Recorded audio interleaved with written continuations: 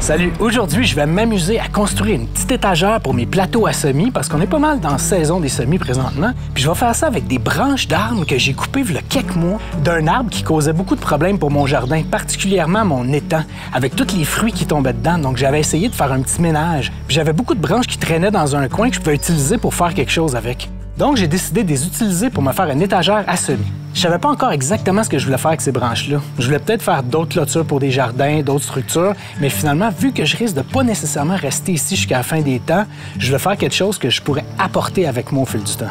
Donc ça va être du bois de goavant et non du bois de bambou, parce que trop de termites, trop de moisissures. Les outils que j'ai utilisés sont une scie à métal puis une scie arboricole, un crayon, des gants pour éviter de se couper le doigt comme un épais, 2 drills, une pour percer, une pour visser, parce que je suis paresseux. Mais si vous n'avez pas de drill, vous pouvez toujours utiliser un tournevis puis un castor. un tape à mesurer, une sableuse, une machette puis une genre de serpe à gosser du bambou, des vis, une équerre puis un niveau pour tenter de mettre les choses à peu près droites, du fil d'acier, une paire de pinces puis du tape électrique, puis une huile pour les meubles puis son torchon. J'ai commencé par couper les 4 pattes de l'étagère à partir de mes plus grosses branches, puis de tenter de choisir les parties les plus droites possibles. Les 2 pattes arrière sont d'un autre type de bois. C'était des vieux tuteurs à jardin, je pense. J'aime vraiment ça de travailler avec le bois un peu croche, c'est comme plus organique. Le bois trop droit, on dirait que ça fait trop humain. Puis j'aime pas ça. J'ai ensuite tenté d'enlever la vieille écorce ou les imperfections des 4 pattes avec ma serpe à bambou. Puis s'il y avait des bouts plus tenaces, j'y allais avec ma nouvelle et meilleure amie, la machette. Une fois les grosses imperfections enlevées, on peut commencer à sabler ou à faire un peu de finition avec la petite serpe à bambou. Le fait de sabler avec moins d'imperfections va aussi allonger la vie de notre papier sablé, parce que sinon il a tendance à se percer plus rapidement et on est toujours en train de le changer. Idéalement, prendre la mesure des objets qui vont figurer dans l'étagère à semis pour être sûr de la faire de la bonne taille. Une fois toutes les mesures prises, j'ai commencé à couper tous les morceaux qui vont joindre les 4 pattes ensemble. Pour l'instant, je fais juste les coupes évidentes, mais vu que la structure va être plus ou moins droite et stable, je vais y acheter des petits morceaux sur mesure selon les faiblesses que je vois dans la structure. Ensuite, même chose que pour les grosses pattes, j'enlève les grosses imperfections avec la petite serpe et la machette, pour ensuite rendre ça un peu plus doux avec la sableuse. Tentons d'assembler tout ça pour voir si ça se tient. En premier, j'assemble les 2 côtés latéraux qui seront la profondeur de l'étagère pour que ça soit plus facile de les visser aux plus longs morceaux qui, eux, détermineront la largeur de l'étagère. J'ai dû défaire un des côtés parce que je l'avais monté à l'envers comme un champion. Ouais, finalement, mon bois est quand même pas mal croche. J'ajoute ensuite des morceaux courbés à l'arrière de l'étagère pour la solidifier, puis aussi un morceau sur le dessus pour la rendre un peu moins chambranlante. Maintenant que j'ai ma structure de base, je vais commencer à prendre mes mesures pour faire les grilles qui supporteront les plateaux à semis. Vu que les pattes sont relativement croches, je dois prendre les mesures d'une manière assez précise pour éviter les mauvaises surprises. Je veux aussi laisser suffisamment d'espace entre les 2 grilles pour avoir assez de place verticalement pour héberger les plants pour plusieurs semaines sans qu'ils atteignent la hauteur maximale. Après avoir mesuré les 2 côtés des grilles, je coupe les morceaux transversaux pour mon premier plateau du bas.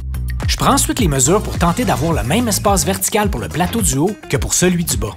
Je prends aussi une deuxième mesure pour me donner une option dans le futur d'avoir environ 15 cm de plus en hauteur sur le plateau du haut et avoir un peu moins d'espace pour le plateau du bas si j'ai des semis qui sont pas mal plus avancés mais que je veux conserver dans l'étagère pour quelques semaines supplémentaires. Ouais, des fois, le bois droit, ça a ses avantages. Maudit qui est croche, mon bois. Donc rien de trop fancy comme système pour retenir les plateaux en place. Seulement des vis à bois sur lesquelles je vais déposer les grilles. C'est pas cher et ça fait parfaitement le travail. Vu que ça va être un milieu un peu humide, si vous pouvez trouver des vis qui rouillent pas, ça serait idéal. Je prends les mesures pour pouvoir assembler les 4 morceaux pour le périmètre de mon deuxième plateau avant d'y mettre mes branches transversales. La majorité de mes branches sont pas mal croches, donc je vais vraiment devoir les aligner d'une manière créative pour que le dessus de la grille soit relativement plat. C'est pas grave si la grille a l'air un peu disproportionnée en la regardant du haut. On s'en fout un peu parce que la majorité du temps, il va avoir un plateau à semis qui va la couvrir. L'important, c'est vraiment que le plateau puisse reposer sur une grille la plus stable que possible.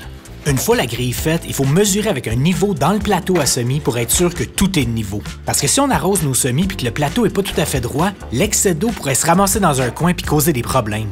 Autre chose, si vous avez un chien, c'est très important de mettre votre chien à niveau. Parce que si le chien n'est pas à niveau, vous allez avoir aussi des problèmes dans le futur. Il est croche, mon bois. La prochaine étape était de créer 2 morceaux avec les branches pour accueillir les lumières de l'étagère. Évidemment, vu que moi je suis moi, j'ai décidé de faire les 2 morceaux complètement différents pour tester 2 systèmes pour ajuster la hauteur des lumières par rapport au semis. L'idée ici est de faire un genre de système de poulie avec des fils d'acier inoxydable. Les fils d'acier sont robustes, ils rouillent pas, puis ils sont vraiment faciles à manipuler pour ajuster la hauteur des lumières et les barrer en place. Comme je voulais intégrer à même l'étagère tous les fils électriques pour les lumières, j'ai décidé de les faire passer par 2 morceaux de bambou pour rendre ça un peu plus propre visuellement. Il a juste fallu que je perce un trou au niveau des nœuds du bambou pour être capable de faire passer le fil au travers. Prochaine étape est de protéger notre bois avec de l'huile pour faire durer notre meuble le plus longtemps possible. Idéalement, j'aurais dû faire cette étape-là avant de tout assembler parce que certains endroits sont un peu plus difficiles à accéder, mais bon, ça va faire la job, seulement besoin de faire un peu plus de yoga avec mon torchon. Je vous conseille pas de faire votre propre électricité si vous n'êtes pas familier avec ça. Mais comme ils sont au Mexique, c'est un peu n'importe quoi, dérange pas trop. Je passe les fils électriques à travers les morceaux de bambou, puis je raccorde le tout à mes lumières avec du tape électrique. Pour ce genre de système, il faut créer un système électrique en parallèle et non en série. La beauté dans tout ça, c'est que je peux finir mon circuit avec une multiprise si je veux ajouter un autre étage à mon étagère ou brancher quelque chose d'autre.